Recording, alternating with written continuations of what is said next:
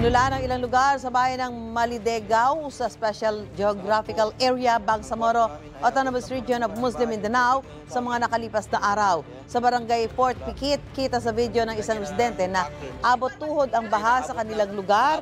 Itinaas muna nila ang kanilang mga gamit. Magdamag nagbantay ang mga residente sa antas ng baha. Inulan din ang ilang lugar sa Holosulu. Nagdulot to ng gutter deep na baha sa ilang kalsada at nagpahirap sa pagbiyahe ng mga tricycle at ilang residente.